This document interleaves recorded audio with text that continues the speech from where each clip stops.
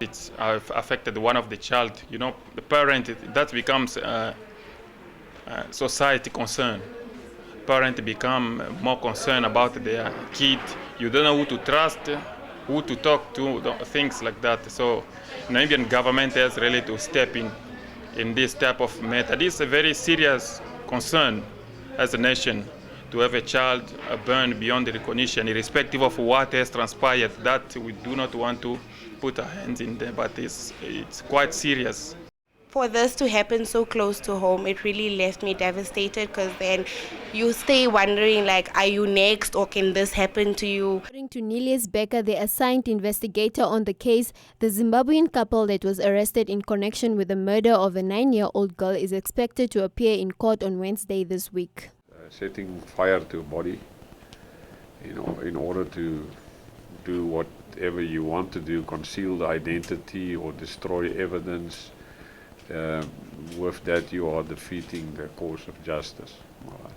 And of course, you immediately raising suspicion as to why you would need to conceal or burn evidence. The investigation is at a very early stage. As you might be aware, the post-mortem hasn't been done yet. These arrests were made already, but the post-mortem still has to be done in order to establish the cause of death. Then we will also be looking at whether the deceased was dead or alive at the time when the burning occurred. And of course, we will also be concentrating on confirming the identity of the child. There are, however, strong suspicions at this point in time that the child is the 9-year-old Akundaishe Natalie Chipomo,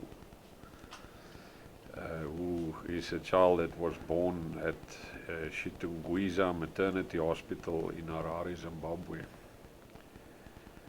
And she is 9 years of age. But like I said, we still have to absolutely, without a reasonable doubt, confirm her identity. Investigations further show that the 9-year-old was subjected to numerous counts of physical assault. The Zimbabweans that were arrested, one of them, as I've indicated, is suspectedly the biological mother of this child, and the other two were also residing at the premises.